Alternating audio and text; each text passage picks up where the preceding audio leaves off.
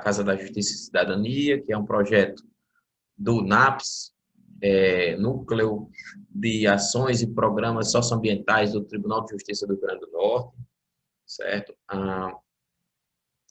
Quem teve iniciativa de promover mais esse encontro virtual com o intuito de debater mais um tema de interesse da sociedade. E hoje, o tema de hoje é o combate à violência doméstica, certo? Eu vou passar um pouco de como se dará a nossa live, né? A estrutura, e depois eu darei a palavra para as expositoras. A ideia de realizar essas lives partiu da desembargadora Zeneide, né, que coordena o núcleo de ações e programas socioambientais do Tribunal de Justiça do Rio Grande do Norte, com o intuito de, já que nós não estamos com atendimento presencial, que a gente possa continuar atuando em prol da sociedade,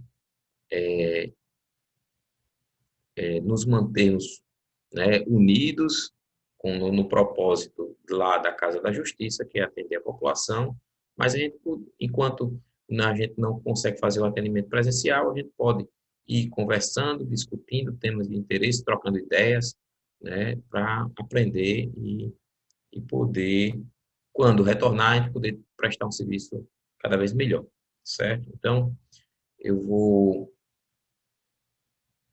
passar a apresentar a primeira expositora, a doutora Joana Dark Lopes da Silva, é advogada, integra o Conselho Estadual dos Direitos das Mulheres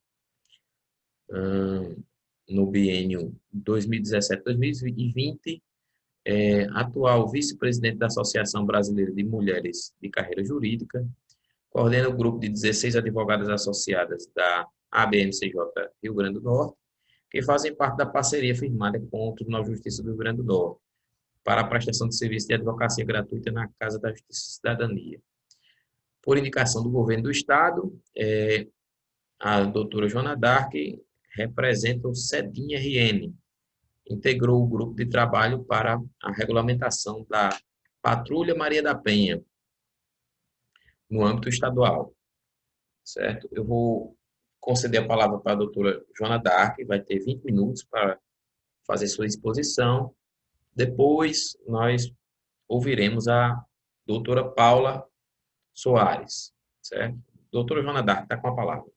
Quero agradecer a oportunidade, né? E, assim, fazer uma ligeira correção, né? Porque eu sei que a publicidade do evento sempre sai a gente como palestrante.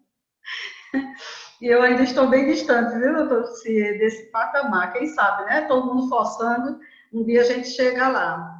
E, assim, estive hoje falando rapidamente com Paula, acho que a gente está bem alinhado sobre qual o nosso interesse aqui, o nosso foco, né, de trazer essa discussão e essa reflexão, eu digo muito, sobre a questão da Lei Maria da Penha. Né? Isso não é nem sobre a lei, na verdade, mas sim sobre a violência doméstica, que a gente sempre acredita que já falou demais sobre o assunto, que já não tem mais nada o que se falar, que tudo já está esgotado.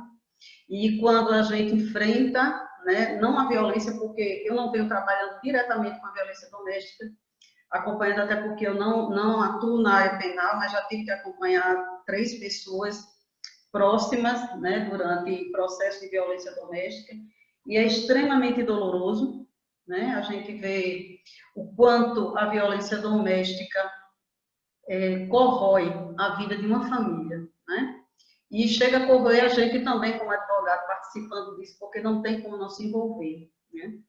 Então, quando a gente pensa que já falou muito e que já sabe tudo, a gente vê que não sabe nada.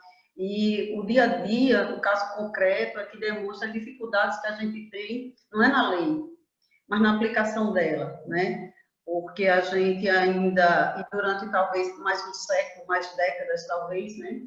A gente ainda vai ter muita resistência e passar por essas dificuldades, até por uma questão estrutural nossa, de criação, de convivência em sociedade, que dificulta bastante. Então, assim, eu tinha relatado aqui rapidamente uma ligeira passagem sobre a lei e sobre a sua conquista, e eu vou aqui pedir licença para fazer a leitura, que é para não me demorar, né, porque estando aqui escrito, e depois a gente passa sobre a reflexão pontual que a gente pretende levantar hoje aqui à tarde, tá? Então, assim, o ponto é pacífico de que a violência contra a mulher é fato no mundo, né?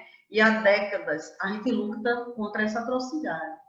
No nosso país, a literatura acerca do tema tem sua origem apenas em 1980, né, como produto das mudanças sociais e políticas no país após o regime da ditadura.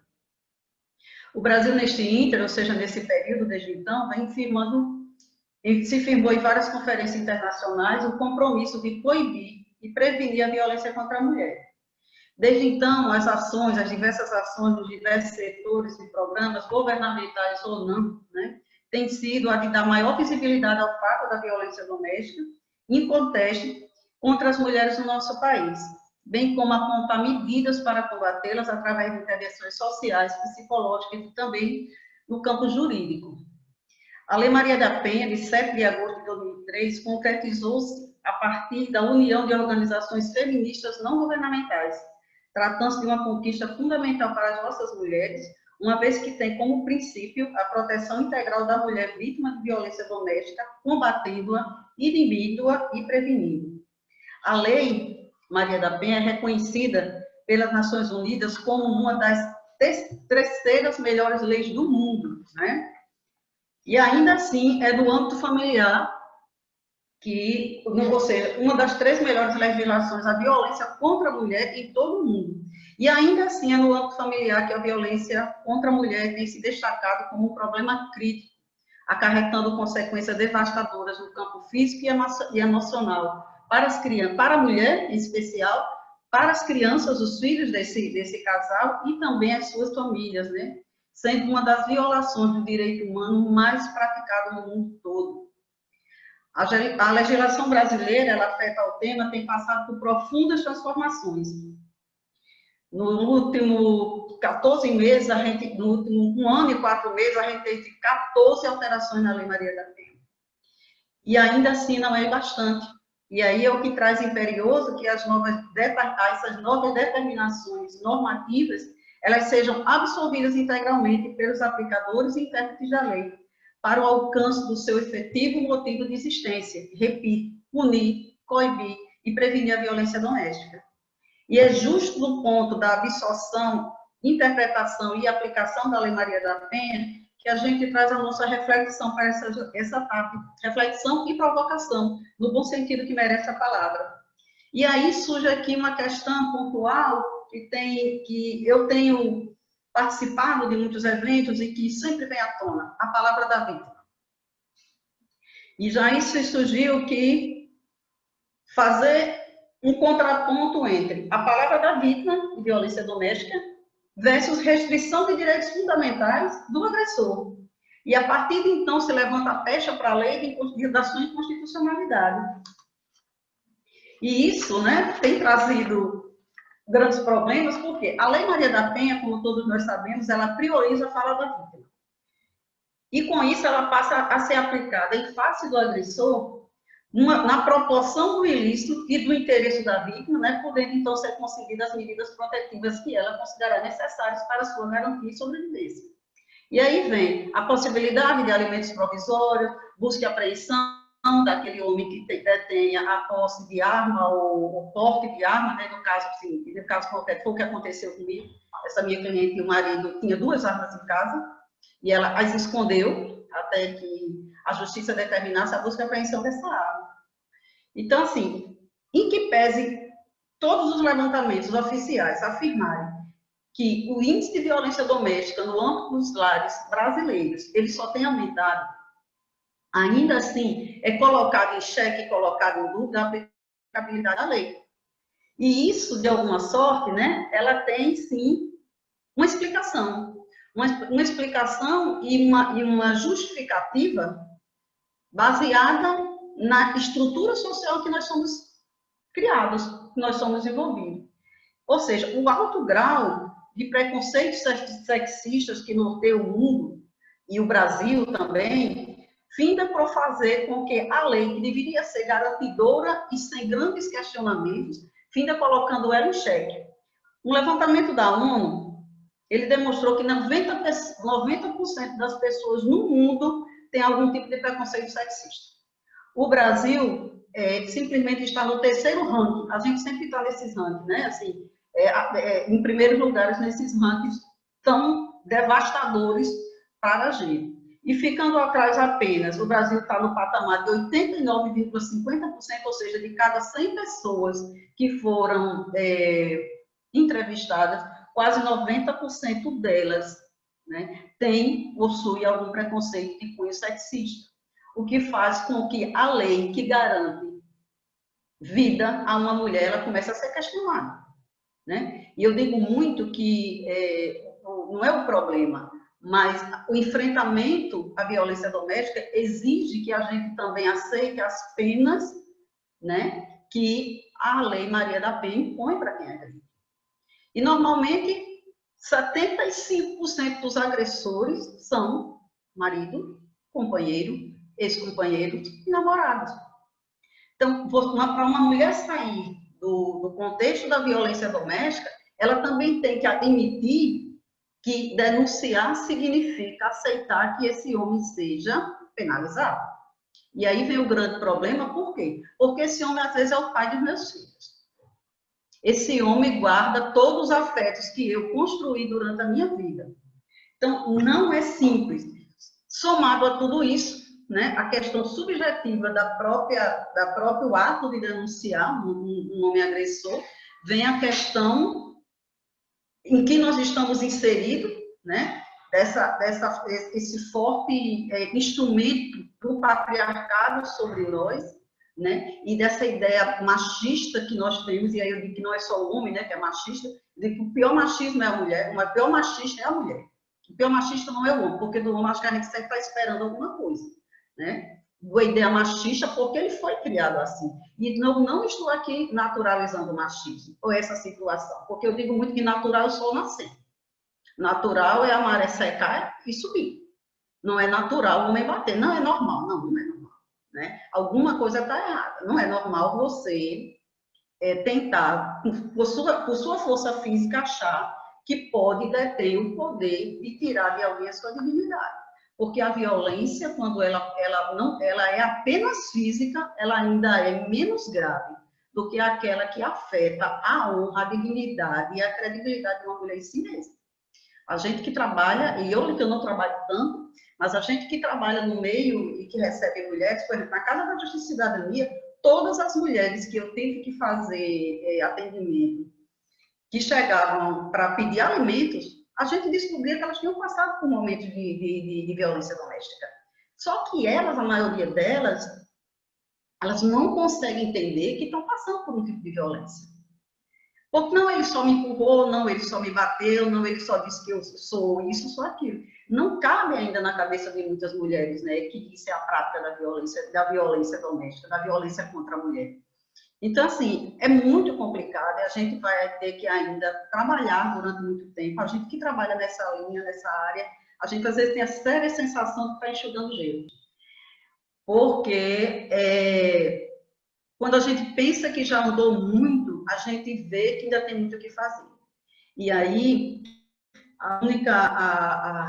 com relação à questão da palavra da vida ou da mulher, o importante que a gente tem visto é que o judiciário ele tem entendido e aplicado, né, da forma mais correta a lei, tem se esforçado para que a lei realmente ela tenha a sua aplicabilidade, considerando a particularidade do momento em que essa mulher passa por essa violência, que por ser dominada, a violência doméstica, eu já disse tudo, é dentro e no interior daquilo que deveria ser lar, né? Então, normalmente, essa mulher, quem são as suas testemunhas?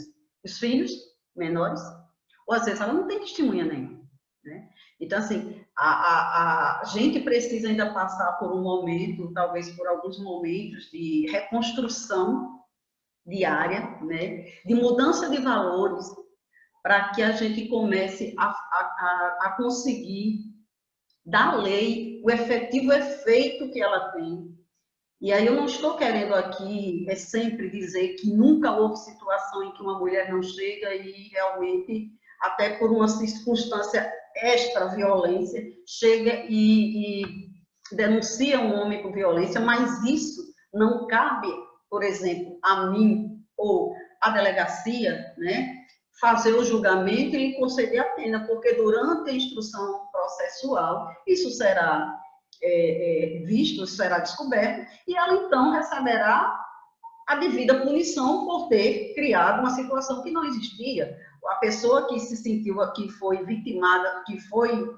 considerada culpada sem realmente ter dado causa, ela tem formas de buscar, né, a reparação civil ou coisa parecida. Agora, isso não dá é para que a gente questione a lei e a condição de vulnerabilidade que uma mulher dentro da sua casa, onde ela conta estar segura e não está. Né? Então, a gente ainda vai precisar passar por alguma mudança de valores, né? E conhecer como é que a coisa realmente acontece, conscientizar, passar por um processo de reconstrução diária. Eu digo que a gente, algumas mazelas sociais que a gente ainda convive, e deveremos conviver ainda por muitos anos, ela vai depender, dissiparmos isso é como o machismo, é como o preconceito de cor, o preconceito de etnias, isso é uma reconstrução que a gente tem que fazer diária. E também fazer, aceitar, admitir que nós temos, sim, um país violento, né? Um país que ainda, com construções machistas, repito, ainda tenta, de alguma sorte, sempre revitimizar uma vítima, né? Você estava onde, que roupa você estava, que hora você estava na rua, e isso a gente fica criando uma dificuldade para que as mulheres elas se sintam à vontade de procurar o judiciário, de procurar a delegacia, de procurar, às vezes, a sua própria família, né, para reclamar, para informar o que está acontecendo. E não à toa as mortes acontecem, como aconteceu inclusive, prima de um amigo, que quando morreu ninguém estava sabendo o que estava acontecendo. Simplesmente a mulher morreu, foi morta dentro de casa. Fazia uma semana que ela tinha comentado com a irmã o que tinha acontecido e uma semana depois estava morta, né? Então, a gente precisa realmente conversar sobre isso, a gente precisa aceitar que isso é fato, a gente precisa garantir, por meio da lei, que já existe, que ela é muito boa, ela não precisa estar mudando, ela precisa de efetividade, né? E a gente está caminhando, estamos num momento muito difícil, politicamente falando, que concerne a manutenção, ao empenho, né, nessas políticas contra a violência doméstica, mas a gente está caminhando e eu penso que, independente da questão política ou do posicionamento político, se a gente tiver isso como meta, né, para uma sociedade mais justa, mais igual, né, com mais paz social, a gente consegue muita coisa. Eu agradeço a oportunidade. Vamos, então, dar seguimento à nossa live. Eu vou apresentar a segunda expositora, a doutora Paula Rafaele Soares Pompeu, bacharel em Serviço Social pela Universidade Federal do Rio Grande do Norte, pós-graduada em Assistência Sociojurídica e Segurança Pública pela Unifacex, pós-graduada em Docência, em Educação à Distância. Atualmente atua como docente na Universidade de Estácio, no Rio Grande do Norte. Atua como docente na Capacita Suas, 2019.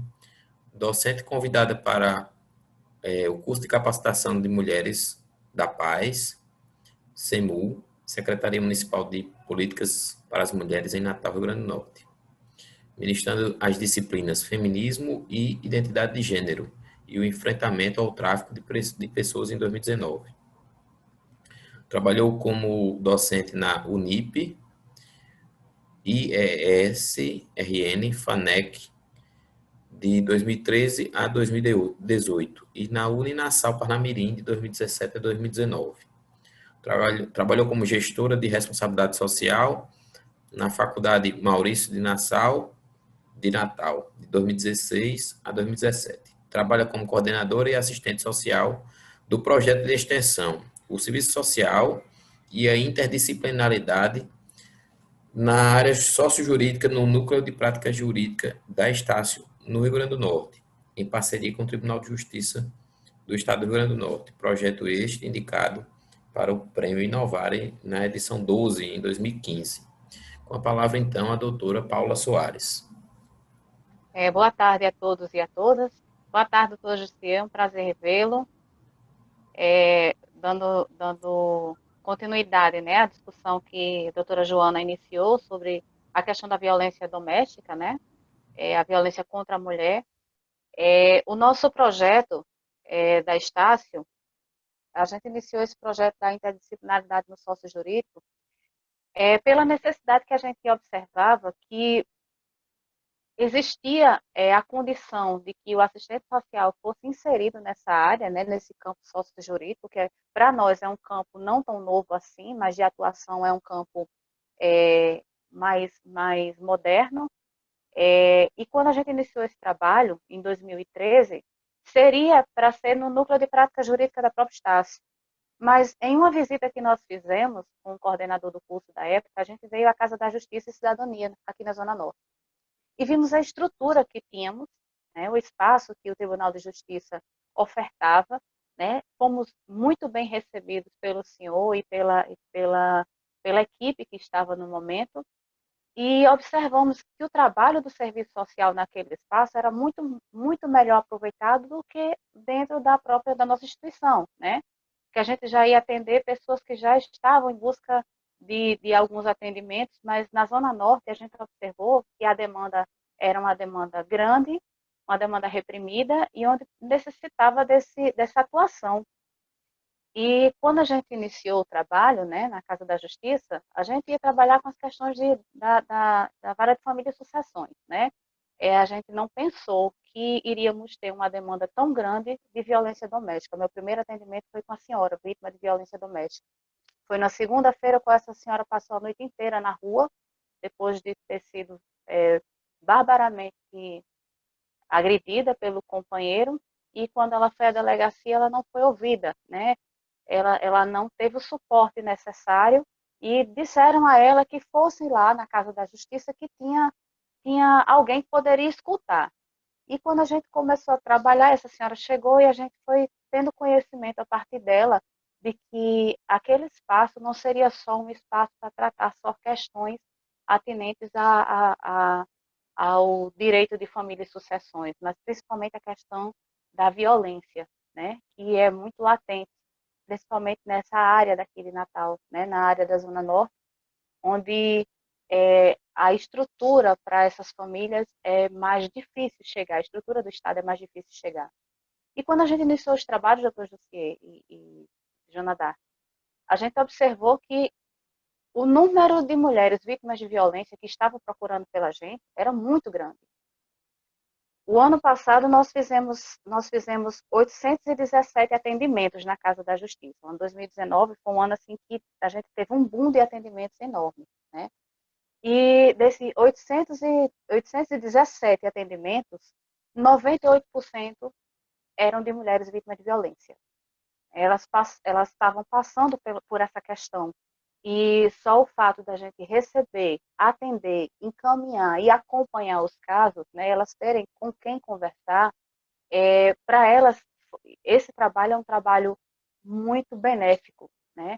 Nós trabalhamos lá segunda, quartas e sextas, de 9 às 14 da tarde, e a quantidade de atendimentos e o que a gente determina lá, o que a gente orienta essas mulheres, a gente vê que tem um respaldo. O ano passado a gente também teve o suporte da SEMU, né, por essa quantidade, essa abertura que nós temos na Casa da Justiça, de fazer todo o acompanhamento dessas mulheres que são vítimas de violência. O que é que a gente faz? A gente faz o atendimento dessas mulheres, né, a gente observa que muitas vezes a questão envolve sim a condição da guarda, da pensão alimentícia para os filhos, mas o que elas também mais precisam é de ser ouvidas. E uma das coisas que eu e a doutora Joana, a gente conversa muito, e como também os outros advogados, como o doutor André, doutora Marilda, Luciana, Adriana, né, todos os advogados que estão envolvidos no trabalho da Casa da Justiça e Cidadania, a gente observa que aquele espaço é um espaço não só para a população da Zona Norte, mas para a população da Grande Natal, que a gente não atende. Eu, como assistente social, eu atendo a quem chega, né, a quem busca o atendimento. Então, a gente chega a atender até pessoas de outras localidades. Né? Em 2014, eu fiz um atendimento de uma senhora francesa que veio morar em Natal com um senhor daqui do estado, e ela estava passando por violência doméstica, e a moça que arrumava a casa dela falou para ela que ela buscasse esse atendimento, e ela disse que não sabia que existia aqui no Brasil uma legislação que dava suporte à mulher vítima de violência. Aí a gente fez todo o trabalho com ela, foi informado para a Polícia Federal, a gente deu todo o suporte a essa mulher para que ela fosse atendida, ouvida, encaminhada e retornasse para o seu país. Né? Porque ela, como não tinha nenhum contato aqui, ela não tinha família aqui, então ela precisava retornar. Assim como algumas mulheres que buscam os atendimentos lá na Casa da Justiça, muitas delas, como a doutora Joana trouxe, né, elas têm vergonha de contar para a família o que elas estão vivenciando. E muitas vezes, de lá mesmo da Casa da Justiça, a gente entra em contato com os familiares. Então, assim, o trabalho da Casa da Justiça nessa questão da mulher vítima de violência é um trabalho excelente, é um trabalho de muita dedicação dos profissionais que estão ali, né? A gente observa que essa questão da violência doméstica, esses dias a gente fez uma leitura sobre essa questão aqui no Rio Grande do Norte, né? No Tribuna do Norte, traz que a questão do isolamento cresceu 169% da situação da violência doméstica, e trazendo o que a advogada Joana trouxe, a doutora Joana trouxe. Muitas vezes essas mulheres não são ouvidas. A gente tem uma legislação no Brasil, para mim é uma das melhores que o nosso país tem, é a Lei Maria da Penha, porque realmente foi uma legislação que ela traz o seu cunho social, né, olhando pela perspectiva sociológica, jurídica, ela vem cumprindo a sua função social, mas o grande embate que a gente tem não é a sua formalização, que é uma lei, para mim, não sei se é porque eu não tenho tanta disposição de leitura para o jurídico, mas para mim é uma lei das mais completas. Mas o que é que faz com que essa lei não funcione muito bem? A questão da sua materialidade. Né? Os espaços de justiça, né? Os espaços de controle social no nosso país ainda são muito distantes dessa população. A mulher, ela ainda sofre a questão da discriminação, né, pela situação dela, né, pela situação que a gente vive nesse país ainda, mesmo depois de que houve a alteração no Código Civil de 1916, houve essa alteração em 2002, nós passamos por 96 anos, onde a mulher era tida como cidadã de segunda categoria. Então, como Joana trouxe para a gente, é algo muito estrutural. O que vai fazer com que essa lei ela venha realmente ser cumprida, né, da forma que ela deve ser cumprida, é a mudança de pensamento. Isso só se dá com a construção de uma cultura, né, uma cultura de paz, uma cultura de respeito pela mulher, onde não se deve julgar essa mulher porque ela está vivenciando uma situação de violência doméstica. Muitas delas têm muita dificuldade de falar o que está se passando, né, por causa da vergonha, porque a família não aceita que volte para a sua casa, porque se eu sair de casa, como é que eu vou cuidar dos meus filhos? Existe ainda essa questão do empoderamento feminino vindo pelo trabalho, ainda é muito complicado para essas mulheres saírem desse espaço de violência e buscar a sua qualificação profissional. Muitas delas ainda têm essa dificuldade, né? E quando a gente observa que nesse momento de pandemia, onde estamos todos em casa, né, essa condição da mulher ainda é muito, muito pior, porque ainda tem os vizinhos que poderiam ser aquelas pessoas que eu não, eu vou ajudar, eu vou ligar para a polícia. Muitos deles não ligam, né? Essa é questão. Ainda existe aquele pensamento da década de 80, a briga de marido e mulher, ninguém mete a colher. E deve meter sim. né? E deve se meter, porque é uma vida. E aquele espaço que deveria ser o espaço de descanso, o espaço de uma construção sociofamiliar benéfica, não é, às vezes. Isso a gente observa quando impacta essa mulher, né, que a pior violência não é só a agressão física, mas a agressão moral e a agressão psicológica, que essas deixam marcas profundas nessas mulheres. É muito difícil que essas mulheres elas consigam ser novamente mulheres com capacidade extrema até de conviver com outros companheiros. A gente observa algumas que não têm, não, elas não querem mais nem olhar para si como mulher, porque a vivência que teve anteriormente quebrou ela totalmente. Né? Hoje eu e a Joana a gente estava conversando sobre isso. A pior violência que tem é a violência psicológica. E o nosso trabalho lá na Casa da Justiça é justamente isso, fazer com que essa mulher ela volte a se empoderar, ela volte a olhar para si.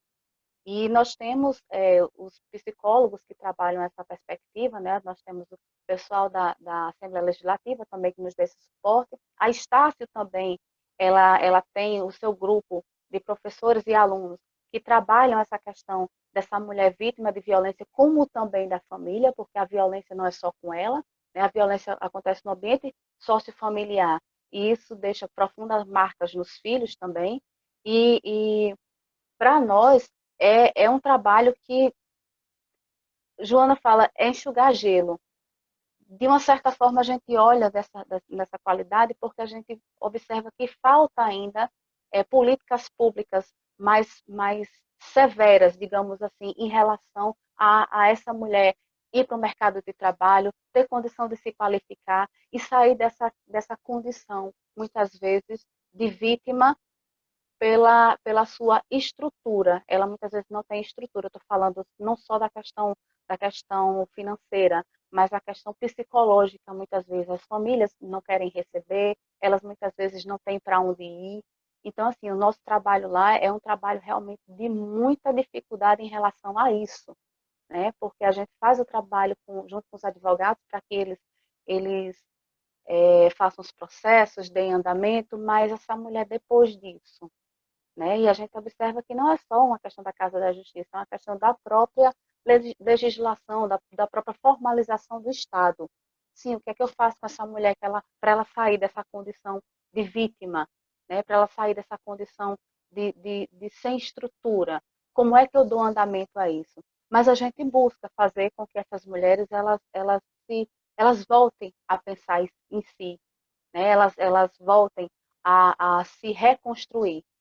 Então, assim, a gente tem essa preocupação, né, em manter a Casa da Justiça aberta a essas mulheres, né?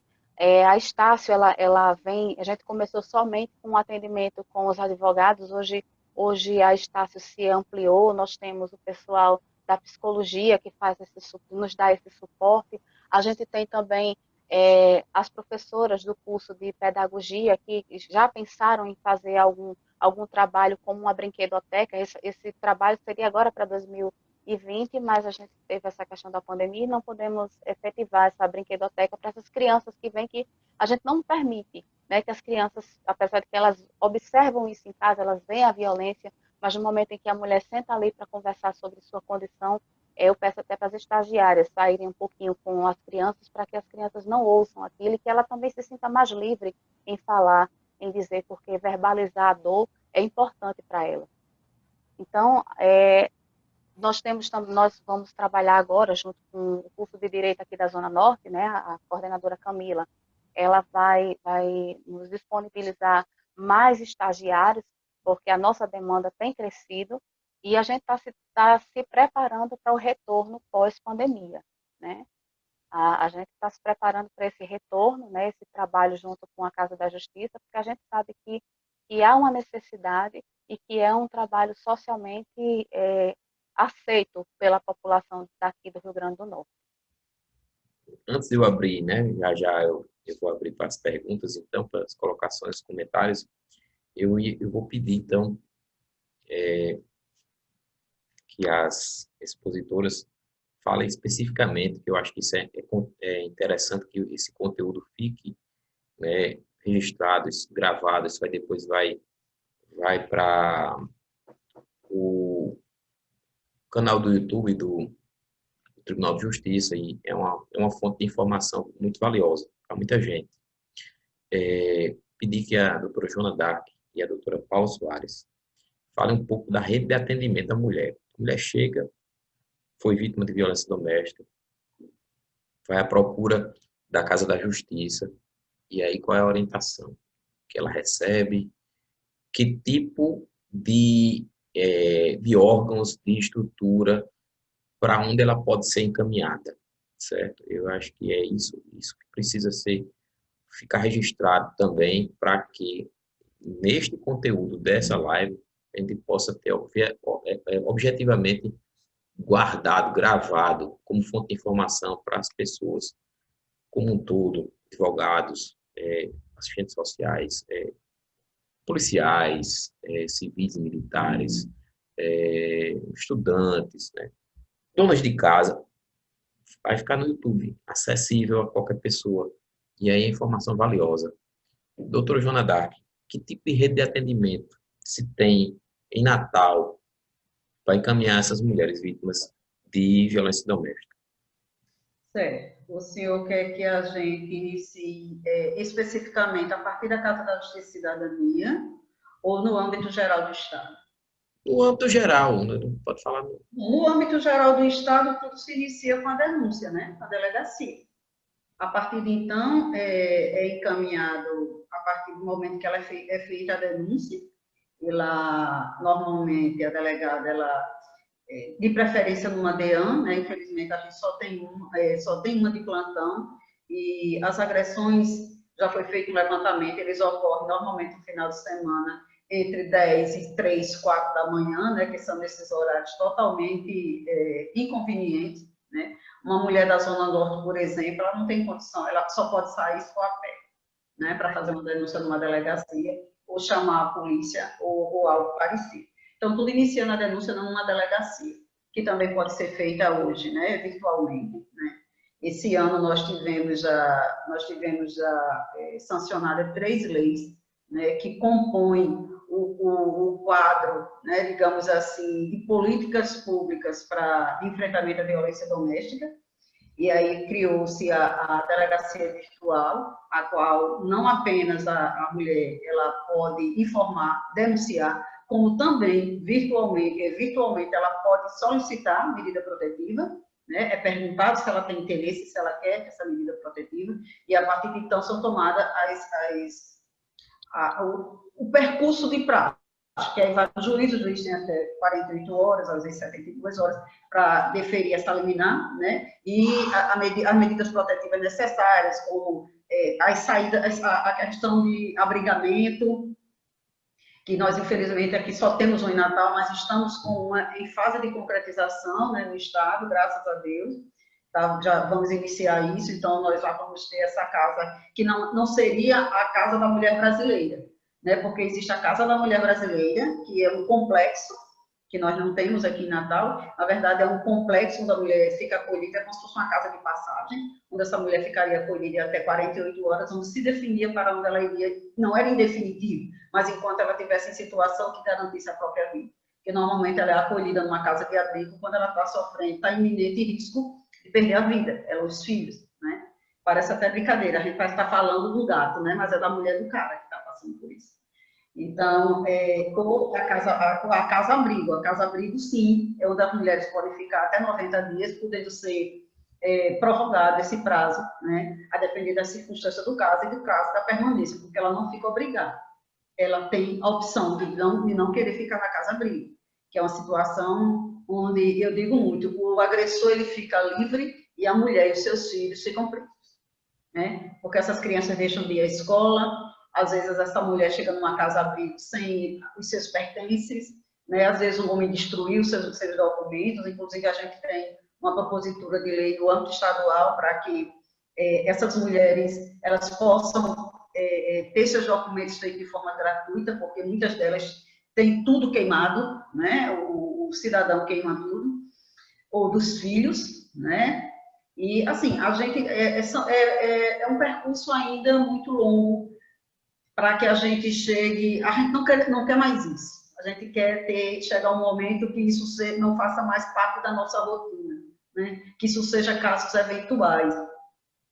Mas, infelizmente, não é isso. E, apesar de todas as dificuldades, a gente ainda tem, sim, alguns caminhos, né? E chegando na Casa da Justiça e Cidadania, especificamente, geralmente eu mando para alguém da assistência social, porque a gente descobre que essa mulher sofreu algum tipo de violência, ela às vezes não dá conta que está em processo de violência, porque os filhos estão passando fome, né? Eu peguei uma cliente, por exemplo, que 48 horas depois de estar lá na Casa da Justiça e Cidadania, me liga dizendo que ia desistir da ação de alimentos porque tinha muito medo que o marido tivesse algum tipo de violência quando soubesse que essa ação tinha sido proposta. Não, doutora, vamos deixar isso para lá, mas a gente conseguiu. Eu tive que interferir, né, no que diz respeito a fazer contato com o cidadão e dizer que se ele continuasse a ameaçar a cliente, eu iria numa delegacia diretamente, porque eu tinha os áudios dele, eu tinha tudo, quem ia denunciar seria eu. Então, assim, é uma situação que só entende quem está vivendo o dia a dia. Então, a Casa da Cidadania, muito embora ela não tenha o condão de receber a mulher vítima de violência, se ela chegar lá com outra demanda, mas se a gente descobrir que isso está acontecendo, a gente orienta, escuta. Eu já, por exemplo, já encaminhei para psicólogo, já encaminhei para a Paula, e fico à disposição para a gente tomar as medidas necessárias no que concerne a alimentos, a divórcio, a divisão de bens, né? Porque elas ficam extremamente assustadas, elas têm medo de sair de casa e perder tudo. Na cabeça delas, se eu sair de casa, eu perco tudo, não é, doutora? Às vezes o cidadão não quer sair de casa, ele não sai de casa, aí vem a necessidade da medida protetiva para que ele se afaste ele do lar. Então, assim, a gente tenta lá dentro da Casa da Justiça e Cidadania fazer o que a Lei Maria da Penha determina. A gente dá atendimento global para essa mulher. Na questão jurídica, na questão sociológica, social e também na psicológica, quando possível. E a mulher também aceita, porque às vezes ela não aceita. Aí tem uma resistência. Deixa eu passar então a palavra para a doutora Paula também falar a respeito dessa rede de atendimento à mulher que é vítima de violência. Nós temos essa rede de atendimento, sim, quando a gente faz o atendimento da mulher vítima de violência, né, ou de qualquer mulher que venha ao nosso atendimento na Casa da Justiça. Geralmente elas passam, né, pelo serviço social, é um dos primeiros atendimentos que é feito. A gente detecta essa questão da violência doméstica, ou quando é uma questão de pensão, ou de divórcio, de separação, é como a Joana disse, né? O trabalho da gente é conversar com ela, ouvir essa mulher e realmente saber o que aconteceu com ela, porque a demanda dela muitas vezes não é só uma pensão, a demanda dela muitas vezes não é só um divórcio, é uma separação, né? Mas o que foi que levou a isso? E quando a gente começa a conversar e a entender aquela construção, né, da questão daquela mulher, a gente observa que ela realmente precisa de ajuda, né? Ela precisa de um suporte maior. Então, a gente conta aqui no Rio Grande do Norte, a gente conta aqui em Natal, e vou falar só em Natal não, porque muitas vezes eu atendo mulheres de Macaíba, de Parnamirim, vem para cá. Nós atendemos uma senhora de Almina Afonso, que veio a Natal fazer uma visita a um familiar e descobriu que na Casa da Justiça tinha esses profissionais à disposição da população e ela nos procurou. Então, a gente, quando tem essa demanda, o que é que a gente faz? Quando elas não foram ainda à delegacia, a gente orienta que vá, eu deixo ela muito à vontade para ela compreender que a questão da violência, só quem pode quebrar esse ciclo é ela própria, né? Então, a gente encaminha para a DEAN, né? Temos a delegacia daqui da Zona Norte, e para as mulheres que vêm de outras localidades, né, da cidade, a gente encaminha para a delegacia da Zona Sul, né? Quando é em Parnamirim, a gente manda para a delegacia especializada de lá de Parnamirim, ou entra em contato com a Andréa, que é a coordenadora do CREAS de Parnamirim, a gente tem um contato muito grande com ela, como também o pessoal do CREAS de Macaíba, dos CREAS daqui de Natal, né, algumas situações, que é o centro de referência especializado de atendimento, né, às famílias, né, esses centros de referência, eles trabalham com essas múltiplas questões de violência e muitas vezes elas precisam desse acompanhamento mais próximo. Então, esses espaços são os espaços que acolhem, acompanham e dão alguns direcionamentos. O que tange a questão da justiça, a Casa da Justiça e Cidadania, como os advogados, eles fazem o trabalho com maestria. né? Mas em outras coisas, essas mulheres precisam de ser inseridas em programas de transferência de renda. Elas muitas vezes precisam da documentação. A gente tem uma parceria muito boa com o pessoal do ITEP, da Central do Cidadão. A Casa da Justiça ali dentro da Central do Cidadão, para a gente é muito bom, porque tudo que a gente precisa para que os nossos assistidos eles tenham acesso, a gente consegue lá, né? Então, assim, elas quando saem do atendimento, quando a gente passa a ouvir, elas nunca saem sem um encaminhamento por escrito, né? Eu leio depois para elas terem ciência do que foi que a gente escreveu, assino, coloco o número do meu registro e encaminho essas mulheres ou para o Centro de Referência Elizabeth Nasser, né, que trabalha com essa questão de violência doméstica, para que elas tenham mais acompanhamentos, para a Secretaria, né, para a SEMU, a Secretaria Municipal de Política para Mulheres, né, porque tem programas como o projeto Mulheres da Paz, que ele está sendo implementado no Nossa Senhora da Apresentação, com mais de 100 mulheres.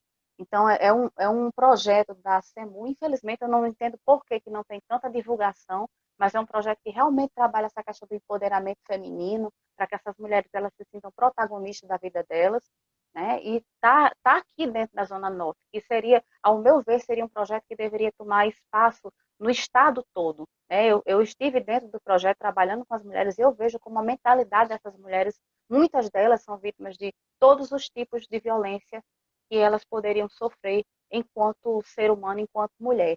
Mas depois do projeto, a gente observa que essas mulheres elas ampliaram o seu horizonte, né? Elas buscam mais da vida.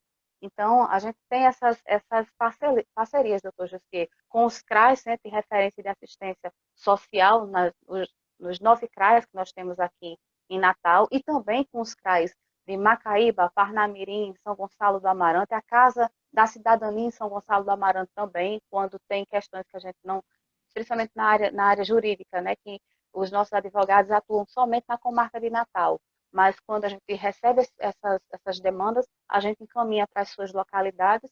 Então, assim, a rede de atendimento, a gente tem uma certa dificuldade muitas vezes, porque em determinadas localidades não tem, como Macaíba não tem delegacia da mulher, né? E São Gonçalo também não tem.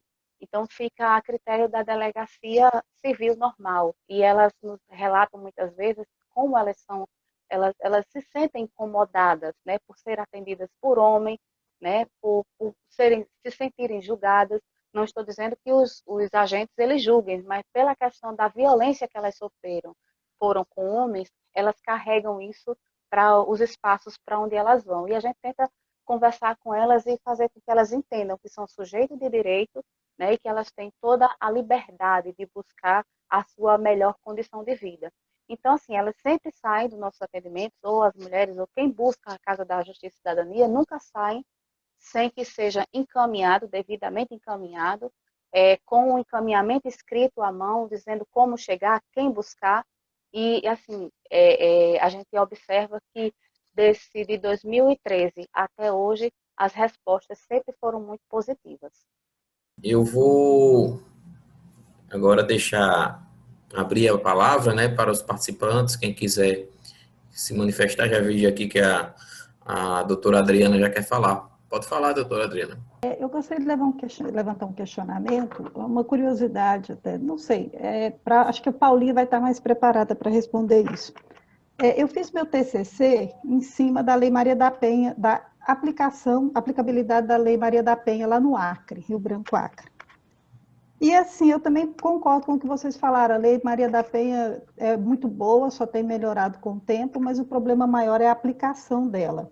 E quando eu li os 22 livros na época, 22 livros que eu li mais ou menos para o TCC, todos eu observei uma coisa. Na minha ignorância anterior, eu pensava que só sofria violência doméstica mulheres pobres, mulheres com pouco estudo, pobres, com problemas econômicos, digamos, totalmente sustentadas pelo companheiro. E, não, depois, lendo os livros, eu vi que, infelizmente, também se alastra em todas as classes sociais, independente da situação da mulher, economicamente falando.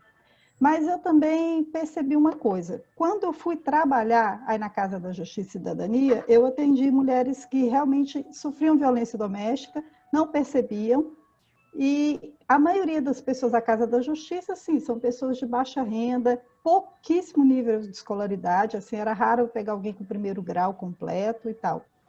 A minha questão que eu queria levantar é o seguinte, Paula e outros colegas que às vezes têm bem mais conhecimento aí do que eu, o que podemos fazer para mudar a situação? Eu não estou falando de efetivar melhor a Lei Maria da Penha, mas evitar que a violência aconteça no âmbito da família, essa violência doméstica. Como, por exemplo, a doutora colocou bem aí, muitas não sabem que sofrem violência. Há uma reconstrução... sim, ela colocou que temos que fazer uma reconstrução diária de mudanças de valores, educação, cultura. Como é que a gente pode trabalhar, doutor Jussier, nós que atuamos com isso, para fazer o Estado, ou sei lá, que caminho, como é que a gente pode pensar o melhor caminho para percorrer para que mudemos essa situação? Não estou falando da efetivação da lei, Paulinha, doutor Jussier, doutora Joana, é a questão de como é que a gente pode começar a pensar em evitar que isso aconteça. Nas escolas, voltar a ter, sei lá, uma educação, trabalhar com os professores para que eles trabalhem o empoderamento das mulheres, a educação desses jovens que estão crescendo aí. Como é que a gente pode trabalhar isso? Eu estou falando assim, como evitar? Porque eu pensava que era uma questão só econômica, de pouco estudo das mulheres, mas não, a violência acontece também em pessoas de alto nível de escolaridade e tudo. Então, onde é que nós estamos errando na educação? Onde é que a gente errou? Foi o patriarcalismo do passado? É uma cultura enraizada ruim que carregamos até hoje? Como é que a gente pode mudar essa situação? Porque eu fico muito incomodada com isso, porque mesmo nós trabalhando muito, nós advogados, e mesmo tendo tido um grande avanço na área, eu percebo, como a Casa da Justiça, avanço de instituições, do tribunal, etc., eu vejo que a gente ainda está fazendo pouco. Infelizmente, ainda parece que é igual enxugando gelo, está pouco ainda. Então, eu queria que a gente já começasse a pensar como evitar que acontecesse. Porque eu tive o caso de um atendimento que eu vi que o homem chorou na minha frente, na hora lá, na frente, chorou e falou que não sabia, porque ele falou, doutor, eu vi meu pai fazendo isso com a minha mãe. Sério, ele falou, eu vi meu pai, eu não sabia que eu estava sendo violento. Ele não bateu, não espancou ela, mas ele gritava, até que ele deu um tapa na cara dela. Aí ela foi lá, denunciou, enfim, fomos parar lá na comarca, em São Gonçalo do Amarante, que eu atendo muita gente em São Gonçalo do Amarante. Então, assim, eu fiquei olhando para ele, desculpa falar, mas senti pena dele também, da ignorância dele também. Entendem o que eu estou falando? Porque é uma questão de família. Então, assim, não sei se eu soube expressar o que eu estou dizendo. Eu queria que nós começássemos a pensar, talvez a doutora, o pessoal já leu mais livros que eu sobre isso, com certeza. Como é que a gente pode trabalhar para mudar isso, para evitar que isso aconteça? E também evitar que quando a mulher sofra isso, ela perceba rapidamente e diga não. Ela procure rapidamente ajuda e diga não. Como é que seria essa educação? Como é que a gente poderia fazer? Né? Obrigada, desculpa pelo excesso. Paulinho, enquanto você se organiza aí, deixa eu falar rapidinho. Olha só, doutora Adriana, eu acho que o primeiro caminho de tudo é quando a gente começa a discutir o assunto. Eu acho que esse aqui é um momento de reflexão e são os primeiros passos, né, que são dados por nós, para que a gente comece a refletir onde, quando e o quanto que a gente pode realmente ser ativamente partícipe desse processo de desconstrução. E eu digo muito que a gente não desconstrói nada se nós não nos desconstruirmos pessoalmente. Essa desconstrução, ela inicia, é muito particular. E é um processo dolorido, eu posso lhe dizer. E vou lhe dizer por que ele é dolorido. Eu vim de um lar de violência doméstica, né? Meu pai era militar, e minha mãe, na época, ela sempre trabalhou na área de enfermagem, mas ela não trabalhava. Minha mãe casou com 21 anos e meu pai tinha 44. Né? Por exemplo, eu completo no dia 5 de setembro, você já pode antecipar os parabéns, que é sábado. Mas hoje eu tenho 3 irmãs com a mesma idade. Até que eu complete 55, eu tenho 3 irmãs com a minha idade. Por quê? Porque mamãe pariu um bebezinho atrás do outro, né? Então, assim, as notícias que eu sei da violência que meu pai praticava contra minha mãe foram terríveis, né? Minha mãe, por obviedade, sobreviveu a tudo isso. Estava até conversando com Paulinha que a violência doméstica, o problema da violência doméstica, ele não se reduz apenas à vítima. E aí é que eu digo que há necessidade da gente trabalhar positivamente nessa desconstrução, porque são duas famílias envolvidas, né? Eu tive uma pessoa próxima que o pai assassinou o próprio filho e depois se matou. E no velório eu tive que encontrar a mãe dessa criança morta, a tia do menino que também era madrinha. Então você imagine quantas pessoas envolvidas no momento de dor, né? Por causa de uma pessoa só. Então, eu acho que esse momento aqui é muito positivo, porque a gente começa a refletir qual é o nosso papel como cidadão, de tentar desconstruir esse problema. E a gente desconstrói a partir da nossa casa, a gente desconstrói a partir da nossa vivência. Não dá para você fazer isso num todo agora, mas isso é um trabalho de formiguinha, onde a gente começa a trazer as pessoas a essa reflexão. E é possível, porque em 8 anos de ABMCJ, eu posso dizer isso, não é que a gente tenha desconstruído ninguém, mas a gente já hoje traz à tona assuntos que antes eram quase impossíveis de se falar, né? Então, eu acho que esse momento aqui é o primeiro ponto. Na hora que você pergunta como eu posso fazer, isso é muito positivo, né? Porque isso já traz para a gente, se algo te incomoda, isso é muito bom. É por isso que eu digo que esse processo de desconstrução ele não é um processo indolor, ele dói. Ele dói, às vezes, até que você seja compreendido, né? Que você trabalhe essa desconstrução pessoal. Porque quando você se desconstrói, você começa a se incomodar onde você está inserido, em situações que você vivia e não se sentia desconfortável. Então, acho que esse momento é positivo, é muito bom. E o caminho, sim, é a educação. Eu acho que a gente tem um grande desafio pela frente, mas eu vejo que o nosso adolescente, o nosso adulto hoje, de 20 e 21 anos, ele já vê o mundo de uma forma diferente e ele está mais aberto para receber essa diferença. Eu acho que a gente tem que trabalhar com essa turminha assim, e trabalhar primeiro, né? Primeiro, dentro do nosso lar, com quem estamos perto, porque isso é como se fosse uma cadeia. Quando as pessoas se dão conta disso, eles começam a transmitir um para o outro. Não precisa. A escola é boa, porque eu atinjo um grande grupo. Mas isso não impede que a gente inicie esse processo pessoal e próximo das pessoas que estão ao nosso redor. Eu acho que é assim. Eu concordo, Joana, com o seu posicionamento. Realmente, a questão da violência e a violência contra a mulher, né, no Brasil, ela é uma questão, na América Latina, no Brasil e no Nordeste, é algo extremamente estrutural, né? Ela foi construída conforme os nossos antepassados foram vivendo, né? E isso trouxe até os dias atuais essa condição da mulher, mesmo o Código Civil sendo alterado, né, porque trazia a percepção da mulher enquanto cidadã de segunda categoria. Mesmo a gente passou isso por 86 anos, né? E é muito tempo para que uma categoria ela agora saia do ostracismo, saia da condição de, de, de, de algo que ninguém quer ver, como foi a mulher durante muito tempo, né?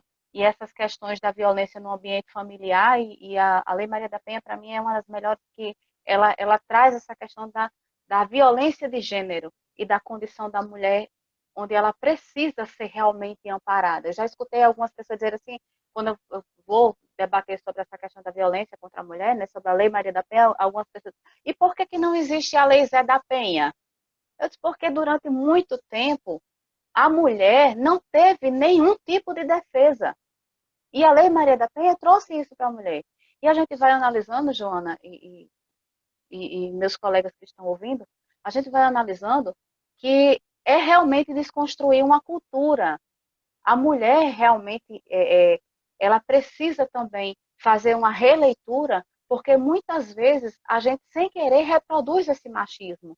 No momento em que a gente observa uma roupa de uma mulher, até mesmo no momento quando uma mulher vem para uma reunião conosco e aparece com um machucado, né? Ah, ela está nessa vivência porque ela quer. Ninguém quer ser agredido porque gosta, porque quer, né? existem várias situações, e eu, durante esse tempo de trabalho com mulheres vítimas de violência, o que eu vejo é a dependência emocional. Essa aí é a pior que tem, é pior do que a financeira. Porque o primeiro passo para a violência dessa mulher é a sua violência psicológica. É quebrar essa mulher, fazendo com que ela não se identifique enquanto nada. Ela não é nada. Você só é alguma coisa porque você está comigo. É como se esse homem ele fosse um prêmio. E, infelizmente, isso é aprendido no ambiente familiar. E a gente observa que quem são essas pessoas que produzem que reproduzem essa violência? Quando a gente faz uma análise, faz uma leitura, a gente observa que em casa isso foi muito normal, né? Isso foi o cotidiano. Então, é como eu estava conversando com Joana hoje, ou a pessoa se abstém de manter qualquer tipo de relacionamento, ou tem relacionamentos fragilizados, ou quando realmente tem um relacionamento com a pessoa, é um relacionamento abusivo. Então, a Lei Maria da Penha, ela também traz essa perspectiva que ela, com a alteração da Lei de Execuções Penais, onde o juiz ele obriga, né, o agressor a participar de programas de recuperação e reeducação, ela também traz o seu caráter educativo. E nós temos aqui no NUDEM, né, da Defensoria Pública, nós temos esses programas, né? E eu já vi algumas informações, tive acompanhamento de alguns assistidos nossos que foram encaminhados para o NUDEM, fizeram o acompanhamento e realmente eu não sabia que isso era ruim para minha companheira. Como é que não sabe? Porque, gente, aquilo que você convive diariamente, você acaba, infelizmente, naturalizando, achando que é o normal, e não é. Né? Então, assim, realmente, Joana e Adriana, ela trouxe a pergunta, mas ela também trouxe a resposta. A educação, a desconstrução dessa cultura de violência é o que vai fazer a gente, não vou dizer que vai acabar de uma hora para outra, mas a gente vê essa questão da violência doméstica, da violência de gênero, ela pelo menos ser dirimida, ela pelo menos ser pormenorizada, ela se tornar algo como um fato esporádico. Oi? Se tornar eventual e não regra. Isso. Realmente precisa mudar a cultura e precisa da gente, né? Precisa que a gente traga isso para as crianças, para os jovens, com projetos, com programas, com incentivos na escola, sabe? Tem que ser uma batalha que seja feita com crianças e adolescentes, para que essas pessoas cresçam e não achem isso natural e não reproduzam mais a violência. Quero saudar a doutora Jussier, querida, minha querida amiga e vice, né? Porque eu acredito. Hoje mesmo eu estava falando nela, Paula, não é só você que tem a graça de conversar com ela, não. Toda a vida que eu converso com ela, eu saio saudosa e reflexiva, porque literalmente ela é uma inspiração para mim e para muitas mulheres que vivem ao redor dela. É um prazer fazer parte da Casa da Justiça e Cidadania e eu coloco como principal projeto dentro da nossa associação, porque eu acredito que a Casa da Justiça e Cidadania tem um condão não só de uma prestação de um serviço voluntário, mas sim com a oportunidade de transformação de mente, de visão, de conhecer uma realidade que talvez não é a nossa, né? E entrando nessa perspectiva da Lei Maria da Penha, eu acredito que a lei veio e a gente, quanto operadores do direito e rede de apoio, a gente tem a possibilidade de moldar o caráter e a personalidade dessas mulheres, porque como a doutora Paula falou aí, Paulinha, né? Falou, eu acredito que a violência doméstica, quando a mulher se submete a ela, é uma questão de identidade. Nem ela sabe quem ela é para que ela aceite aquela condição de violência. E outra coisa, na hora que a gente tem uma Maria da Penha, a gente tem uma rede de apoio, como a Casa da Justiça, onde a gente recebe essas mulheres, e apesar dela chegar muitas vezes buscando um alimento de 50, 100 reais, a gente dá uma oportunidade de vida a essa mulher e a gente também dá uma oportunidade de mudança de vida dos filhos dela, né? Porque a partir do momento que a gente, através de uma instrução, direcionando ela, elas vão tirar essas crianças do meio violento, do meio hostil, do meio cheio de preconceito, no meio cheio de violência emocional, psicológica, financeira, porque muitas vezes esse agressor, ele também submete o seu filho a ir pedir dinheiro na rua, a se prostituir, porque ele não é só um agressor físico, ele é um agressor de todos os modos. E a gente está dando uma oportunidade de vida a essas crianças, que é também uma temática que eu me preocupo muito, porque eu atuo muito nessa área da criança. E eu acredito que o trabalho da Casa da Justiça é algo muito maior do que só um atendimento jurídico, onde a gente oportuniza mudança de vida. E eu quero só agradecer a oportunidade. Eu não tenho perguntas para fazer, porque aqui foi tão rico e é tão bom estar perto de vocês, estar aqui, estar junto, e dizer que a BMCJ é muito feliz de fazer parte, que a intenção da gente é 16, mas que venham mais 16, porque é muito gratificante fazer parte disso. E, doutor Jussier, parabéns pela iniciativa, parabéns por estar à frente disso tudo e estar apoiando a gente enquanto operadoras do direito e estar proporcionando esse acesso, levando esse conhecimento. Então, é só gratidão que eu tenho e colocar que o nosso trabalho vai muito além da mulher, e sim na perspectiva de mudança de vida de crianças que serão adultos amanhã, que vão estar longe desse agressor e que com certeza muda a expectativa de vida. Viu? Muito obrigada, doutor Jussier. Muito obrigado por fazer parte, juntamente com a BMCJ, da Casa da Justiça e Cidadania. Eu vou perguntar se mais alguém tem alguma pergunta, alguma colocação, algum comentário a fazer. Para a gente complementar, a gente tem conversado muito os atendimentos da Casa da Justiça e Cidadania e a da alegria. Eu digo muito que eu acho que a maior recompensa do ser humano na Terra é ele saber que pôde tirar alguém de um momento de dor, dar a ela perspectiva de vida. Porque, assim, e aí tem sido quase unânime no grupo, a gente se reúne, infelizmente, depois da pandemia, a gente ainda não conseguiu se reunir, mas a gente tem se reunido com frequência. E o importante, o interessante, que eu acho que é pontual no meio disso tudo, é a gente saber que o fato de dar a essas mulheres um atendimento jurídico, do poder que essas mulheres chegam como advogado dentro de uma sala de audiência, não tem preço.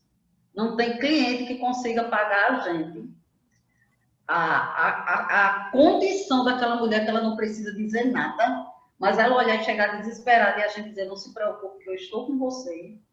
Essa mulher, ela entra tão empoderada dentro dessa sala de audiência e sai da mesma sorte que não tem dinheiro que pague. A gente saber que tirou uma pessoa de uma situação, às vezes uma pensão de 80, de 100 reais, né? A gente pega, vai, bota no carro da gente, leva e traz, né? E saber que a gente, de certa forma, como eu digo, é quase um momento de adoção que a gente tem com essa mulher, né? Para dar a ela o sentido de que tudo não acabou. Então, assim, é muito interessante. Tem sido momentos, assim, tem colegas nossos, né, que choram muito, se emocionam muito diante dessa situação, porque a gente também, todo mundo veio com uma situação mais difícil, e saber que quando a gente atingiu algum status social, a gente atingiu também com a participação e o acolhimento de alguém, sempre assim, e tem sido bem importante. E essas mulheres têm saído realmente desses atendimentos se sentindo mais gente, né? Porque digo mais gente não de forma pejorativa, mas porque elas se sentem, às vezes, menos merecedoras de direito do que os outros.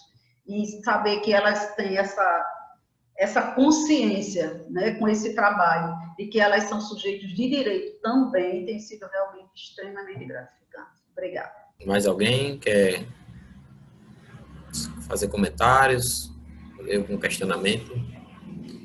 Doutor Jussier, eu só queria registrar a presença aqui do doutor Carlos, que faz parte da direção-geral da Estácio, e está aqui bem empolgado com o retorno das atividades, que eu acredito que só vão ocorrer em janeiro, mas como a Paula falou, o leque de atendimentos que vão ser realizados pela Estácio foram ampliados. Então, era só isso, esse registro. Doutor Carlos Mendonça, muito obrigado por ter participado aqui com a gente, viu? Se quiser fazer algum comentário, agradecemos em nome da Casa da Justiça pelo engajamento da Estácio no nosso projeto e pela participação. Boa tarde, doutor. Boa tarde a todos os participantes. Para mim é uma satisfação participar. Eu estou sempre presente nas solicitações, seja de André ou diretamente pela desembargadora Zeneide e junto à Casa da Justiça. É uma pena que nós estávamos agora com a clínica de apoio à psicologia aqui na unidade, nós entramos nesse momento de pandemia. Nós estamos nos preparando, as unidades já estão todas preparadas para nós ofertarmos as disciplinas de laboratório. Vamos verificar, hoje mesmo eu recebi aqui a coordenadora de fisioterapia, é claro que não entra nesse mérito, mas nós já estamos também preparando as clínicas para ver se nós podemos retornar com algum atendimento, é claro, dentro do critério das exigências dentro da instituição de ensino. Mas a Estácio está aqui presente. É uma pena, hoje nós estamos com um novo diretor-geral em Natal, é o senhor André Zago. Ele é lá do Sul, é um conterrâneo meu, mas veio aqui de Juazeiro do Norte. E ele veio ao convite, mas ele não pôde participar porque estava nesse momento numa reunião com a diretoria regional. Mas na semana que vem a diretoria regional vai estar aqui presente após o feriado e eu espero que a gente possa dar um pulinho no Tribunal de Justiça e também apresentar a nova diretoria e verificar o que a gente pode estar à frente aí e ajudar a Casa da Cidadania. Muito obrigado. Eu que agradeço.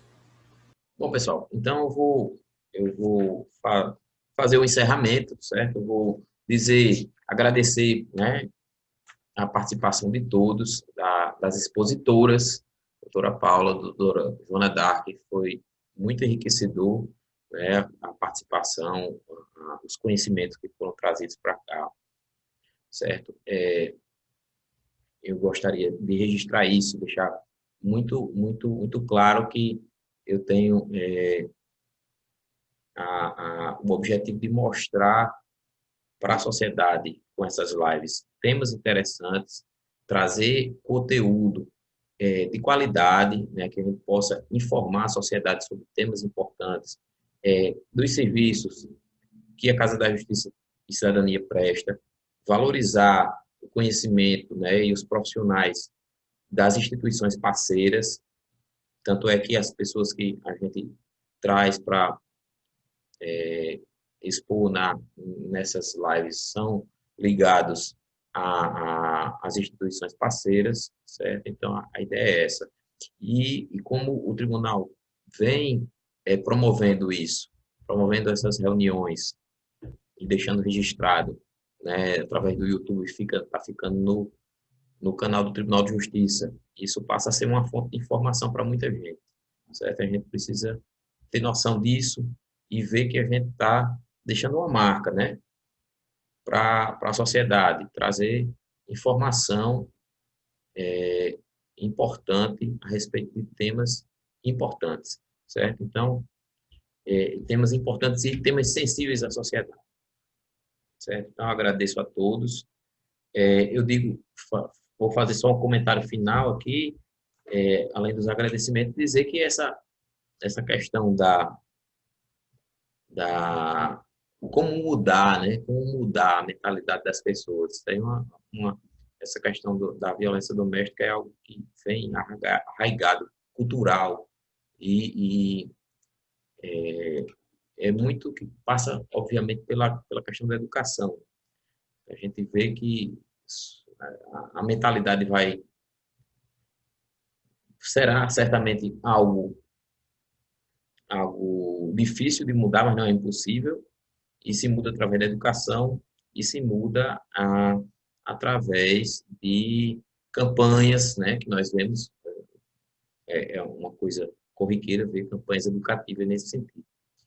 Eu registro, assim, algo especial que eu vejo, né, tem um colega juiz, doutor Rosivaldo, que ele é amigo já de muitos anos, desde os tempos de faculdade. Ele é juiz de uma vara de violência doméstica e, com certa frequência, ele realiza palestras educativas para homens que são réus na vara dele, certo? Nos processos, ele coloca como condição que parte lá das medidas impostas nos processos que participem desses cursos educativos, certo? Então, e eu vejo, ele faz esses cursos são feitos, inclusive, num espaço em frente ao 16º juizado.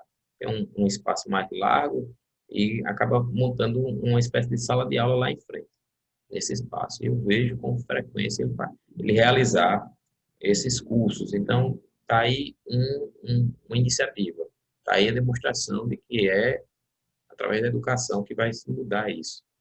Enquanto não se muda, é importante que as pessoas conheçam, né, o que fazer diante de uma situação dessa. E aí, a ideia da Casa da Justiça e Cidadania e dessa reunião é que a gente possa ter para todos, né, que participam da reunião e também para que fique registrado o que fazer, o que se faz diante de uma situação de violência doméstica, certo?